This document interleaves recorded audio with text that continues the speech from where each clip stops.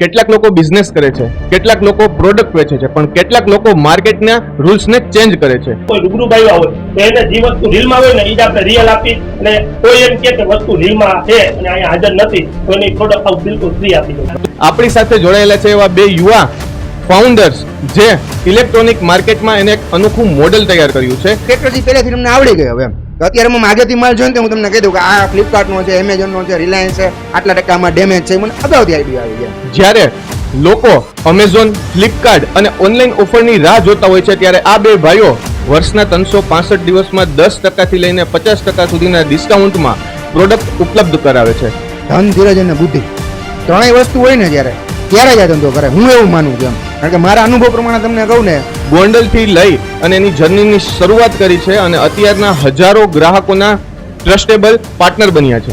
અત્યારે અમે સારી બોલપેન લઈ આવીને સારી બોલપેન અને રીલ મૂકીએ કે ભાઈ આ બોલપેન અમે આટલામાં વેચશું, એટલે 4 દિવસમાં અમારા ધંધાવાળા બધા બોલપેન ગોતે કે બોલપેન આવી ક્યાંથી.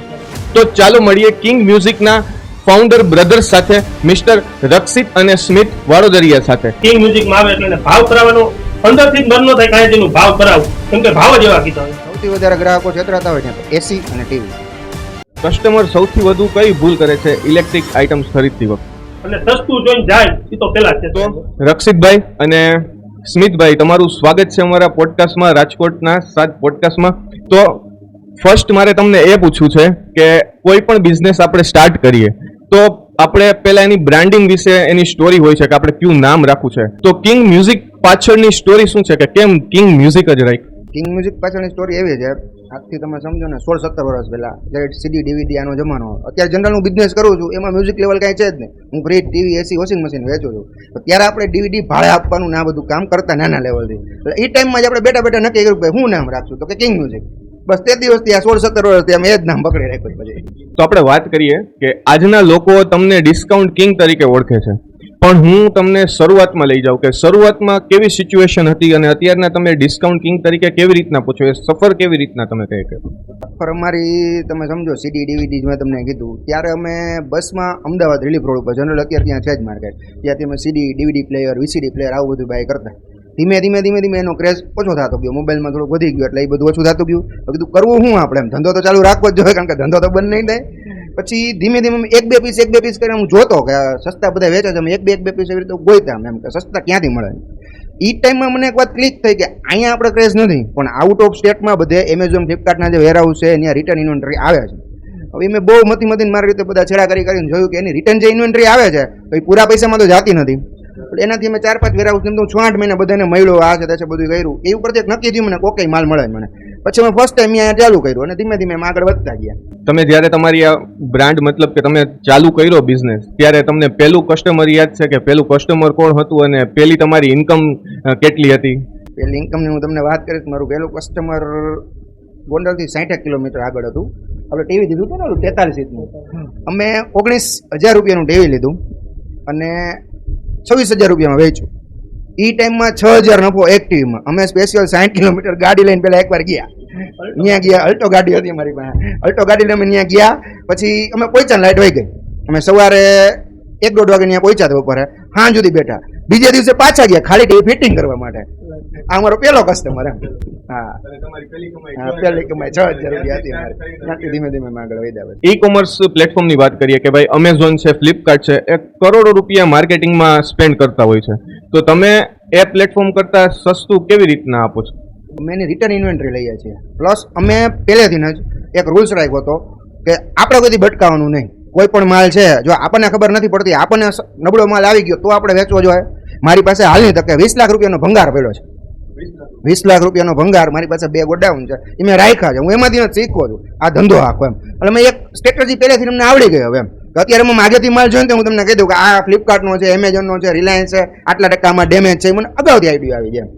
તમારા બિઝનેસમાં 10% થી લઈને 50% નું ડિસ્કાઉન્ટ તમે આપો છો, તો ખરેખર અંદર આપણે ડીપમાં જોઈએ તો 50% તમે ડિસ્કાઉન્ટ આપતા હોય તો તમને કેટલો નફો થતો હોય, મતલબ કે તમને કેટલો નફો થાય છે? નફામાં અમે એવું નક્કી કર્યું, અમે રિટેલ હોલસેલ બે કરીએ છીએ. હવે મારા મતથી હું માનું છું કે હોલસેલમાં અમે 2-3% ફેર નીકળી જતા હોય છે, ખાલી 2-3% નફામાં. અને હાઈએસ્ટ નફો મારો જે માનું કે હું આમ કહી દઉં ઓહ બસ અમને બહુ જાજા પૈસા મળી ગયા, 8%-9%. અત્યાર સુધીનો મારો 16 વર્ષનો રેકોર્ડ છે. મેં કોઈ ગ્રાહક પાસેથી, કોઈ વેપારી પાસે 10% નફો નથી લીધો. એનું રીઝન છે કે મારે અમારી લાઈનમાં કેવું તમે એક પ્રોડક્ટમાં 500 કમાઈને વેચી શકો અને એમાં તમે 5000 કમાઈને વેચી શકો, પણ બે વચ્ચેનો ડિફરન્સ શું છે કે તમે 500 કમાઈને વેચો ને તો તમે મહિને 4 ગાડી વેચી શકો, ઓલું તમારે અડધી ગાડી પડી એમાંથી એક પીસ વેચવાના રહે. અને મારું પહેલેથી એવું તમારી પરચેસ સસ્તી હોય ને તો તમે સેલ સસ્તી કરી શકશો, એટલે એના માટે અમે પહેલેથી નફો નોમિનલ રાખીને જ ચાલુ કર્યું. મારે એ પણ જાણવું છે કે તમારા બેની મતલબ એજ્યુકેશન જર્ની કેવી છે અને તમે એવો કયો પોઈન્ટ તમારા લાઈફમાં ટર્નિંગ પોઈન્ટ આવ્યો કે તમે આ લાઈનમાં જવા માટે વિચાર્યું? બેનું એજ્યુકેશન મારે બે ભાઈ 10 જ ભણ્યા છે. આપણે તો પેલા રખડતા ભાઈના ધંધો કરતા ને એના બધા ધોરણો. મારે સૌથી પહેલાં મારે ફાઇનાન્સનો બિઝનેસ હતો, વ્યાજનો, ગુજરાતીમાં આપણે જે નાના લેવલે ટૂંકમાં. પછી મારા છોકરીનો જન્મ છે મારી ઘરે, પછી માનસિક ટૂંકમાં એવું નક્કી કર્યું કે હવે વ્યાજનું નથી કરવું તો શું કરવું. એટલે ત્યારે આ સીડી ડીવીડી ધીમે ધીમે ધીમે ધીમે ધંધામાં પડ્યા. પછી આઈડિયા આવ્યો કે ભાઈ ફાઇનાન્સ કરો એના કરતાં ધંધામાં થોડીક મહેનત છે, તમને પૈસા મળવાના છે. એટલે ધીમે ધીમે પછી એ બધું ફોલો બંધ કરી દીધું અને આમાં અવતાર્યા.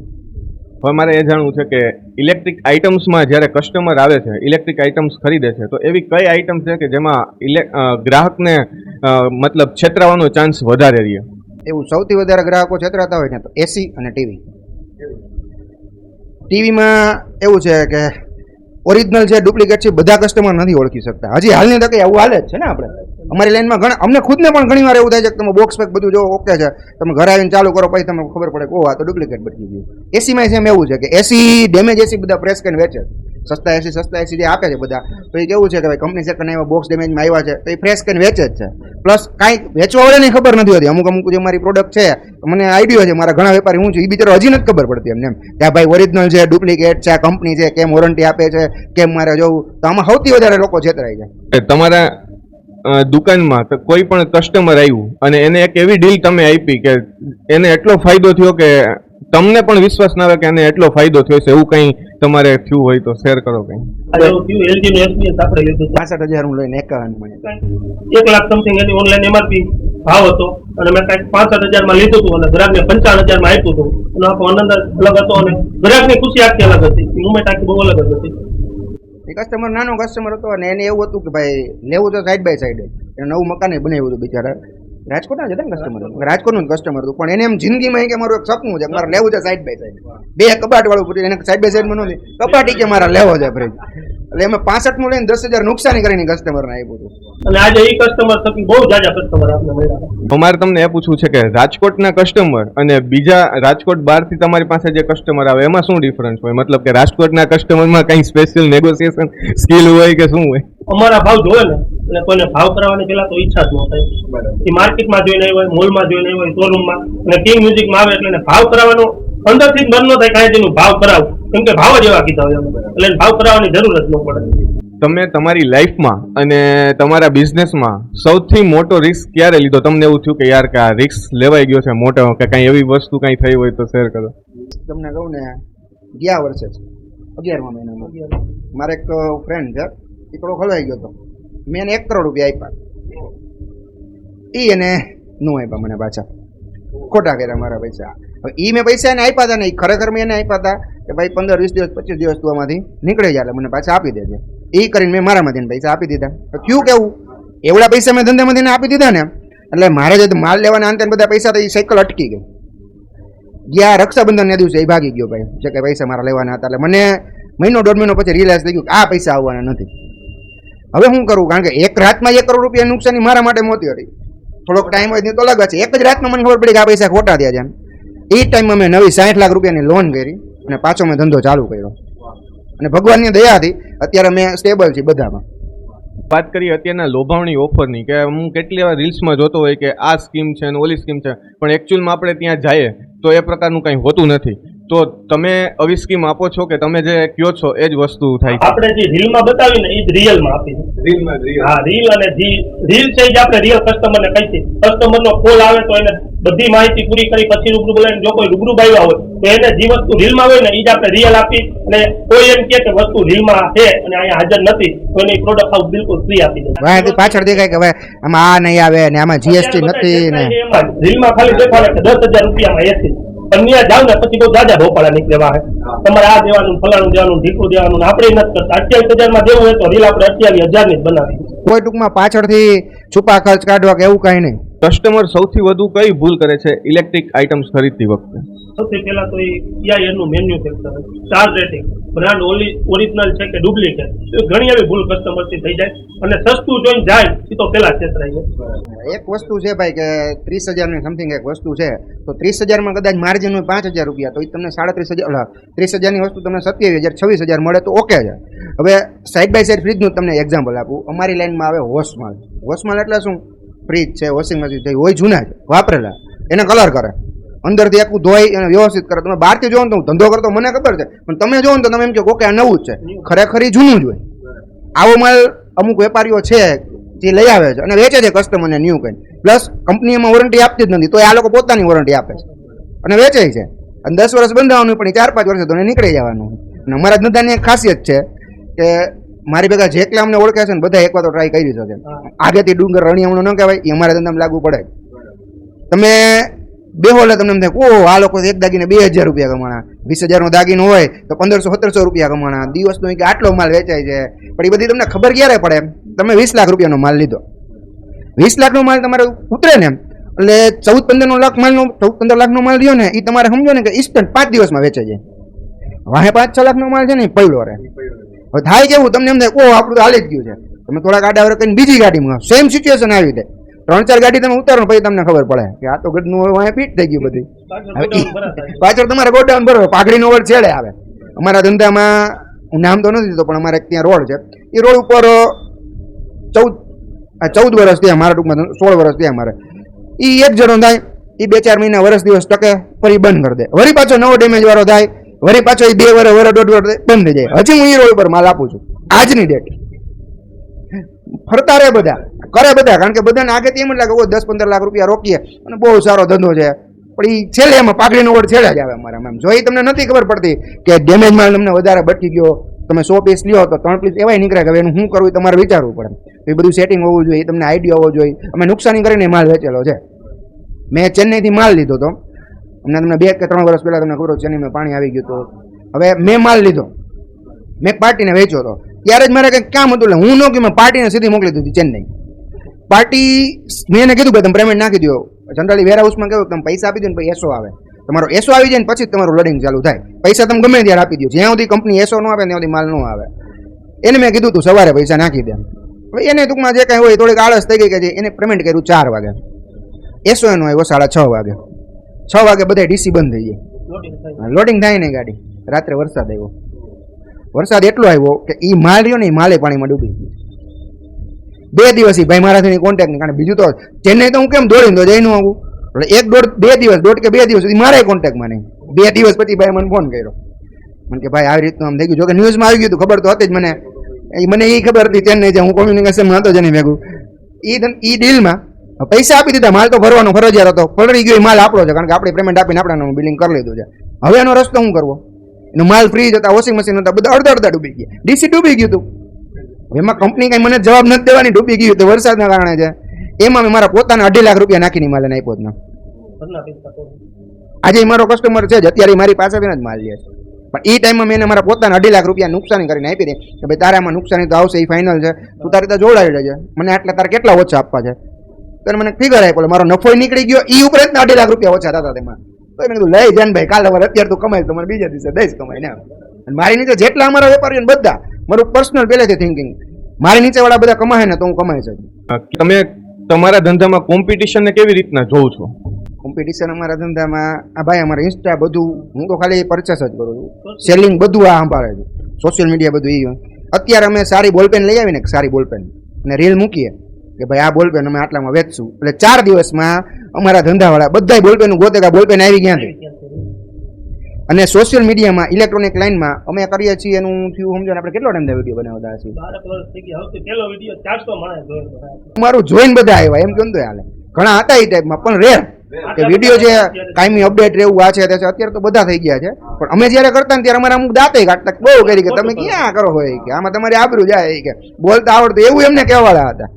વિડીયો 5 થી 7 મિલિયન લગીને હાઈએસ્ટ વ્યૂ આવેલા ઇન્સ્ટાગ્રામમાં. તમે એક એવી ટિપ્સ આપો 3 કે કોઈ કસ્ટમર ઇલેક્ટ્રિક આઇટમ્સ ખરીદવા જાય તો એ છેતરાય નહીં. પેલા તો બહુ સસ્તું જોઈને લેવું નહીં. જે વસ્તુની કિંમત 10 રૂપિયા છે તમે એમાં નેગોશિયેબલ કરો, પછી 9 રૂપિયામાં મળે, 8.5 રૂપિયામાં મળે. એ વસ્તુ જો તમને 5 રૂપિયામાં મળે ને તો ન લેવાય. આ સૌથી પહેલી કસ્ટમર મને. બીજું, તમે લ્યો છો, કમ્પેરિઝન કરો કે ભાઈ આ છે એનું બિલ જોવો કાયદેસર, જેની પાસેથી તમે લ્યો છો એ કેવું છે કે ભાઈ એમને આવ્યો ને વયો ગયો એવું છે કે નહીં, સારી પેઢી છે, એવી રીતે લ્યો. પ્લસ ડેમેજ લેતા હોય તો તમારે જરાક વધારે જોવું પડે. ફ્રેશ લ્યો તો કાંઈ ઇસ્યુ નથી. ઓનલાઈન પ્લેટફોર્મ અત્યારે બધા અવેલેબલ છે, એમાં કમ્પેરિઝન કરો, યર જોવો, મેન્યુફેક્ચર જોવો, બસ એવું જ બધું. અત્યારના એક કોમન પ્રશ્ન એ છે કે બધા પેલા સપોઝ એસી લેવું છે તો પેલા ઓનલાઈન ભાવ જોઈ લે, પછી દુકાનમાં જોવે, પૂછવા જાય. તો આ ઓનલાઈન આ દુકાનવાળાને છે કેટલો મતલબ આમ ઓનલાઈનનું જે ત્રાસ વધતો જાય? ઓનલાઈનનો ત્રાસ બહુ જ આવ્યો છે. એનું રીઝન છે આ તમે જ છો. તમે ઓનલાઈન એક એસી મંગાવ્યું છે, એસીમાં તમારે ફોલ્ટ આવ્યો, તમે કોને કહેવા જશો? બ્રાન્ડ છે, ઇન્વેસ્ટ છે, બધું છે. કોઈ ઓનલાઈન વાળા ખોટા છે એવું નથી કહેતો હું તમને. એને બ્રાન્ડ કરી છે. હજી હું જાઉં, તમારી પાસે એસી લઈ ગયા છો, અત્યારે એસીની સિઝન ચાલુ છે, તમારે એસીમાં કમ્પ્લેન આવી, 15 દિવસે કમ્પ્લેન થાય. હવે એ તમે મારી પાસે લઈ ગયા છો, તમે મારી પાસે આવી શકશો ને કે ભાઈ આમને આમને છે, આ કરી દો, આ કરી દો. તમે કમ્પ્લેન લખાવી, કરવાની કંપનીને જ છે, મારે નથી કરવાની. ઓનલાઈન લેશો તો એ કંપની જ કરવાની છે. પણ તમે ઉપર ધારો તમને કંપની જવાબ નથી દેતી, તમને ખબર નથી કઈ રીતે એની પ્રોસિજર છે, તો એ તમને સમજાવવા આવશે ઓનલાઈન વાળા કોઈ? અને ઓનલાઈનનો ત્રાસ તમને કહું ને, સર્વિસ તો આમ તો કાંઈ દેવી નથી. ઓનલાઈન જેટલા લોકો માલ વેચે છે, વેચીને છૂટી જવાનું છે. પછી કંપનીને કસ્ટમરને બધાને બાયદા રાખવાનું. હવે અમે ઓનલાઈન કરતાં ક્યારેક અમે થોડુંક વધારે લેતા, જો કે અમે તો ડેમેજમાં તો નથી લેતા, પણ ફ્રેશમાં અમને અમે આ ટૂંકમાં છેલ્લા 2.5 મહિનાથી અમે ફ્રેશ ચાલુ કર્યું છે કે ભાઈ ફ્રેશ પ્રોડક્ટમાં આપણે કાંઈક કરીએ એમ. ઓનલાઈન કરતાં થોડા ઘણા ડિફરન્સમાં અમે ફ્રેશ અત્યારે વેચીએ છીએ, બહુ ઓછા ને એમ. તો એ બધું અમારી પાસે લીધું હોય તમે મારી પાસે આવવાને ને દો આવતી તમે મશીન ભરી ના દો, હાલ્યા તમારું મશીન નથી હાલતું, ઓમાં ક્યાં જાવ તમે? અમે એસીની સિઝનમાં આ સિઝનમાં જ અમુક ફોલ્ટ આવે એટલે 15-20 દિવસ સુધી નોંધે એટલે કસ્ટમર બહુ હેરાન થતો હોય. મને એવું માને છે કે જે કસ્ટમર, મારું ટૂંકમાં માનવું એવું છે, કસ્ટમર મને પૈસા આપીને વસ્તુ લઈ જાય છે. તો કસ્ટમર હેરાન થઈને એક પ્રોસિજર છે એ તમારે ફોલો કરવી પડે કે ભાઈ આટલા દિવસે થાય, સિઝન છે તો 2 દિવસ ઉપર નીચે થાય. મેં લગભગ આ સિઝનમાં 20 એસી મારા ગોડાઉને પડ્યા છે કે કંપનીએ જવાબ નથી દીધો, ઉતારીને મારા ખર્ચે મેં નવા આપી દીધા છે. આપણે વાત કરીએ કે તમે હમણાં જ કીધું કે તમે હવે ડેમેજમાંથી તમે હવે ફ્રેશ માલમાં આવો છો, તો એ ફ્રેશ જે છે માલ એ તમે કેવી રીતના મતલબ સસ્તો મતલબ આપો છો તમે? ફ્રેશમાં કેવું, અમે કારે ક્વોન્ટિટીમાં માલ ઉપાડી દેલા. બીજા શોરૂમમાં 2-5 પીસ 50-100 પીસનો હારે લોટ હોય એ આખો લઈ અને ઓછા નફે વધુ વેચાણ. કોઈને 5000 લઈને માલ વેચવો હોય, આપણે ત્યાં 500 રૂપિયા કમાઈને માલ દઈ દઈએ. ક્વોન્ટિટીનો ખેલ છે આપણે ફ્રેશમાં. તમારે જે કિંગ મ્યુઝિકનો બિઝનેસ છે એમાં ટર્નઓવર કેટલું હોય છે વર્ષનું? તમે ટર્નઓવર કેટલું કરો છો? વાર્ષિક ટર્નઓવર હોય છે 7.5-8 કરોડ આજુબાજુ. બધું અમે જો કે વ્હાઇટ જ કરીએ છીએ. પેલા એક ટાઈમ હતું તો ત્યારે થોડું આજે કરતા, પણ ઓલું કંઈ કરતા જ નહીં, કારણ કે 4-5 સ્ટેટ ફેર માલ આવતો હોય છે એટલે ટર્નઓવર બધું વ્હાઇટ જ, અને 7.5-8 કરોડ હોય છે. અને તમારી શોપની મતલબ કે કિંગ મ્યુઝિકની સૌથી હોટ ફેવરિટ આઇટમ કઈ છે કે આ વર્ષમાં આટલા પીસ વેચાય કે આ કે એ સિઝન ઉપર હોય? એવું નથી, કસ્ટમર ને સિઝનના કસ્ટમર. તો ચોમાસું અત્યારે આવશે, 1-2 વરસાદ પડી જાય એટલે વોશિંગ મશીન વેચાવાનું ચાલુ થશે. ફરી પાછું દિવાળી 7-8 આવશે એટલે એલઈડી ટીવી, ઓવન, ફ્રીજ એવું બધું આવશે. ઉનાળો આવશે એટલે પાછું એસીમાં ફોકસ થઈ જાય. એટલે અમારો ધંધો છે ને આખો સિઝનનો ધંધો. ખરીદી અમારી સિઝન ઉપર જ છે. અમારે એસીની સિઝન પૂરી થાય, હજી વરસાદ ચાલુ નથી થયો, તો અત્યારે મારી પાસે હાજરમાં 1000 પીસ વોશિંગ મશીન હશે. એવી જ રીતે સેમ સિઝન ચાલુ થાય એની પહેલા અમે માલ ગોતી લઈએ, કારણ કે સસ્તો માલ તમને અત્યારે મળે. જ્યારે આખું ગામ વેચે જ છે વોશિંગ મશીન, ત્યારે તમને કંપની સસ્તું નથી આપવાની. તમે એસીની સિઝનમાં મશીન માંગો તો તમને મળવાના જ સસ્તા. એટલે આ સ્ટ્રેટેજી અમે પહેલેથી પકડી રાખી કે જે કાંઈ માલ છે અગાઉ જ અમે કોન્ટેક્ટ કરી નાખ્યો એમ. તમે બંને ભાઈઓ છો તો તમારા બંને ભાઈનું ઇન્સ્પિરેશન કોણ છે કે તમે કોને ફોલો કરો છો? અમે અમારી જાતને જ ફોલો કરીએ છીએ અત્યારે તો, કારણ કે જેટલું શીખવા મળ્યું ને ખરાબ અનુભવમાંથી જ મળ્યું કે કાંઈ સારું હોય અને એમાંથી આપણે શીખે એવું કાંઈ છે જ ને. અમે ધંધો શીખ્યા, તમને 20 લાખ રૂપિયાનો માલ બટકી ગયો પછી જ અમે શીખ્યા. અને એ માલ હાલની તકે આપણા થાપા ગોડાઉનમાં હાજર પડ્યો. 2 ગોડાઉન અમે એનું ભાડું ભરે છે. એ માલ અમારે કાંઈ પાર્ટ ઘટતો તો કાઢી એ ભંગાર કરીને અમને હું વેચી નાખું તો એના વધીને મારા ખ્યાલથી 70,000 આવશે. પણ રાખ્યું છે જોઈને યાદ આવે નહીં આપણે આમાંથી નથી શીખ્યા. જેટલું અમે રખડી ના છે, કારણ કે અત્યારે અમે ઓલ ઓવર ઇન્ડિયામાંથી બધા સ્ટેટમાં, પંજાબ, બોમ્બે, દિલ્હી, બેંગ્લોર, ચેન્નઈ બધા સ્ટેટમાં કામ કરીએ છીએ. અત્યારના જે યંગ જે છે આવનારી પેઢી છે એને તમે શું એડવાઇસ આપશો? એડવાઇસમાં તો પેલા એને એમ લાગતું હોય કે ધંધો બહુ સારો હોય અને થોડા ઘણા પૈસા ધંધો આપણે કરી લઈએ તો એ વસ્તુ હવે એની ખોટી પડશે. અમારા ધંધામાં કેવું છે, ખાલી પૈસા હોય તો એ ન થાય.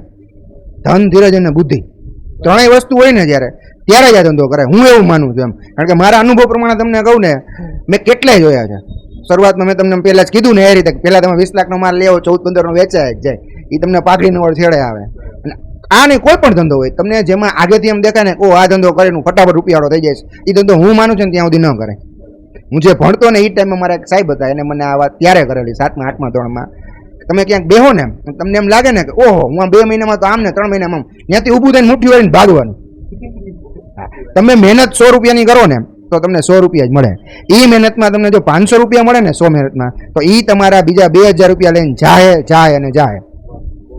આ મારો પર્સનલ અનુભવ છે. 100ની મહેનતમાં તમને અત્યારે 50 મળે ને તો એ બાકીના તમારા 500 થઈને આવશે. કોઈ મતલબ કે તમારી સાથે જોડાવા માંગે કે તમારી સાથે કામ કરવા માંગે કોઈ બી વ્યક્તિ રાજકોટના, તો એને મતલબ એની શું રિક્વાયરમેન્ટ હોય અને તમારી સાથે જોડાઈને એને શું કામ કરવાનું રહે? ઇલેક્ટ્રોનિકનો મારી પાસે તો આ જ વેપાર છે એટલે એ કોઈને કરવો હોય તો વેલકમ, પણ બને ને ત્યાં સુધી એકવાર રૂબરૂ આવો, તમે ધંધાની ડાર્ક સાઈડ જોઈ લો એકવાર. કે આગળથી હું તો તમને કહું છું કે હું આટલા રૂપિયાનું ટર્નઓવર કરીને આટલા કમાઈ લઉં, આટલું વેચી લઉં, અને પાછળના ઘણા છે. એટલે એકવાર ગમે ત્યારે જો ધંધો કરવાનું કોઈનું ગણી તો મારા છે જ અત્યારે વેપારીઓ બધા. મારે ઓલ ઓવર ગુજરાતમાં મારી પાસે 250 વેપારી છે ટોટલ. એટલે અમે ધંધો કરીએ છીએ. કોઈને નવું સેટઅપ કરવું તો આપણે પૂરી મદદ કરશું, પણ એકવાર રૂબરૂ આવી સારું અને ખરાબ બે જોઈ લે પછી ધંધો કરો. મારે ત્યાં ગમે ત્યાં કરો, પણ કરવું હોય તો પેલા 2 વસ્તુ સમજી લો પછી કરો. ધંધો બહુ સારો છે, પણ તમે એને નીતિથી કરો. મેં તમને જેમ કીધું એ રીતે કરો તો તમારે આજે 10 લાખ રોકી અને 6 મહિના 30 લાખ કરવા હોય તો આ ધંધામાં પગ ન મુકાય.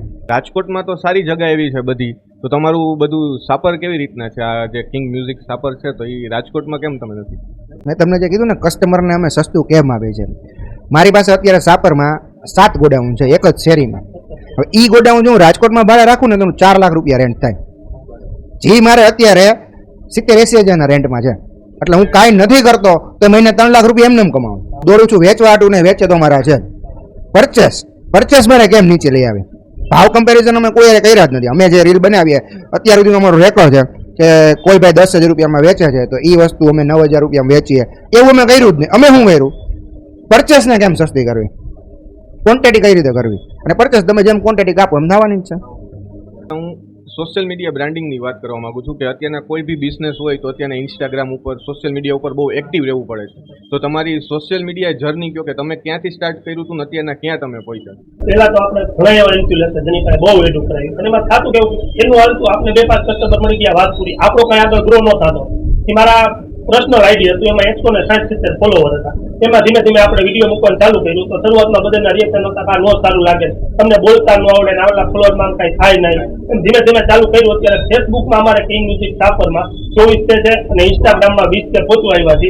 ઓર્ગેનિક ફોલોવર છે, કોઈ વેચાતા લીધેલા કે એડ કરેલા એવા નથી. તમે જોયું કે સક્સેસ પાછળ ખાલી માત્ર પૈસા નથી હોતા, કન્સિસ્ટન્સી, ટ્રસ્ટ એ બધી વસ્તુ ફેક્ટર કરે છે. તો આ આપણે પોડકાસ્ટમાંથી રક્ષિતભાઈ અને સ્મિતભાઈ પાસેથી એ જ શીખ્યા છે કે પૈસા ઇમ્પોર્ટન્ટ નથી, તમારી ટ્રસ્ટ, તમારી કન્સિસ્ટન્સી એ તમારી લાઈફમાં ઇમ્પોર્ટન્ટ છે.